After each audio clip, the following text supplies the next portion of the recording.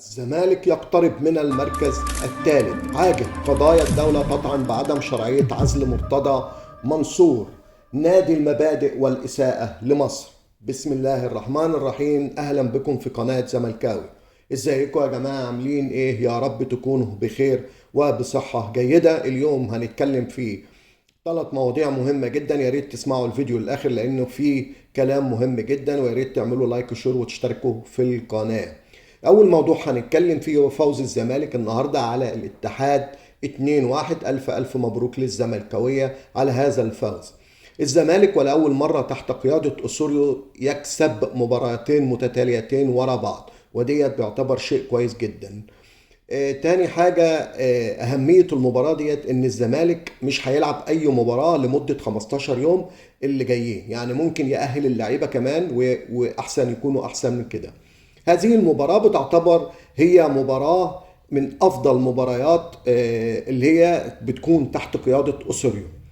الزمالك اليوم تطور أداؤه جدا، بس هو كان الزمالك عنده مشكلة كبيرة في خط الوسط، ولذلك الزمالك محتاج لعيبة في خط الوسط يكونوا مهمين جدا. أسوريو عنده حاجة عايز يعملها، ولكن اللعيبة ما بتساعدوش على كده. الزمالك اقترب من المركز الثالث، وده بيأهله مباشرة إلى الكونفدرالية، لأن المركز الرابع ما بيبقاش أكيد إنك أنت هتروح الكونفدرالية. ليه؟ لأن المركز الرابع ده لو حد خد الكاس غير ال3 أو ال4، غير الزمالك أو الأهلي أو فيوتشر أو بيراميدز، هو اللي بيروح مكان الرابع. ولذلك مهم جدا جدا إن الزمالك يروح للمركز الثالث. ده الموضوع الأولاني، إن الزمالك لعب النهارده مباراة مميزة جدا وكان يستحق الفوز.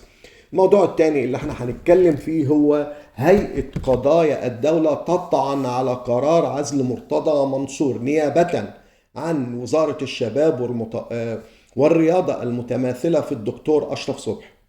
وهي قالت عزل المستشار مرتضى منصور غير قانوني، وإن وزارة الشباب والرياضة لا يجوز لها إنها تعزل المستشار مرتضى منصور، وإن اللي يحق له عزل مرتضى منصور هي الجمعية العمومية. يعني محدش يقدر يعزل المستشار مرتضى منصور غير الجمعية العمومية. طيب، هل في فرق ما بين الاستشكال اللي كان عامله المستشار مرتضى منصور والطعن؟ نعم. الاستشكال ده بيقدم أمام نفس القاضي وأمام نفس المحكمة، وممكن تأخذ نفس الحكم. لكن الطعن بيكون قدام قاضي آخر ومحكمة أخرى. طب الطعن ما يقدرش يقوم بيه المستشار مرتضى منصور.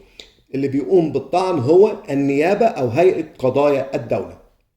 الطعن ده بيوقف تنفيذ العقوبة، ولكن الاستشكال لا يوقف تنفيذ العقوبة. يعني الطعن هو اللي بيوقف تنفيذ العقوبة، والاستشكال لا يوقف تنفيذ العقوبة. إذا مرتضى منصور رئيس لنادي الزمالك لحين الفصل في طعن هيئة قضايا الدولة. أوكي. والمفروض كمان إن الوزير الآن يطلع ويعلن عودة مرتضى منصور رئيسا لنادي الزمالك لحين الطعن المقدم من هيئة قضايا الدولة.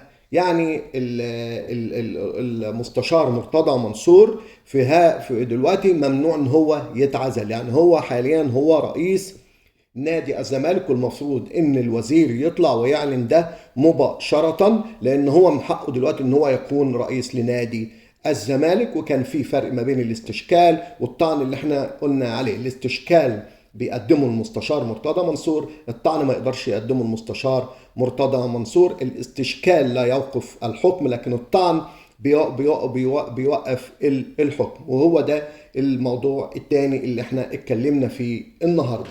فبإذن الله المستشار مرتضى منصور راجع لنا بكل قوته تاني. والموضوع الثالث والأخير إن هو نادي المبادئ والإساءة لمصر. رابطة النقاد الرياضيين طلعت بيان اتهمت به المركز الإعلامي للنادي الأهلي بأنه يعيش في جزيرة منعزلة، وحملته مسؤولية المشهد المؤسف اللي حصل في المؤتمر الصحفي في مباراة الأهلي والوداد المغربي امبارح يعني، بإصدار تصريح لشخص مجهول ليس صحافيا معتمدا لديه نقابة الصحفيين.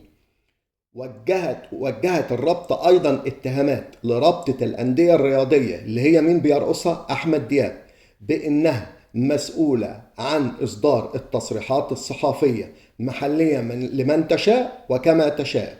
يعني امبارح كان في المؤتمر الصحفي كان بيوجد شخص في المؤتمر هو ليس صحفيا، وكان بيتعامل كأنه صحفي. هذا الموضوع أصبح فضيحة، واتكلمت عليه إذاعات كتيرة زي CNN اتكلمت عليه، والصحف العالمية اتكلمت في هذا الموضوع، وأصبحنا أضحوكة في العالم كله. يعني امبارح كان في حاجة غريبة جدا. امبارح كان موجود شخص المفروض ان هو صحفي وهو مش صحفي ولا اي حاجة، وكان الفيديو اللي هو منتشر حاليا في اليوتيوب والفيسبوك بيعبر عن هذه الفضيحة اللي احنا مرينا بيها امبارح. ده يعتبر النهاردة ده الفيديو اللي انا كنت عايز اتكلم فيه. 3 مواضيع المهمة اللي انا اتكلمت فيهم، هو اهم حاجة في الموضوع النهاردة هو رجوع المستشار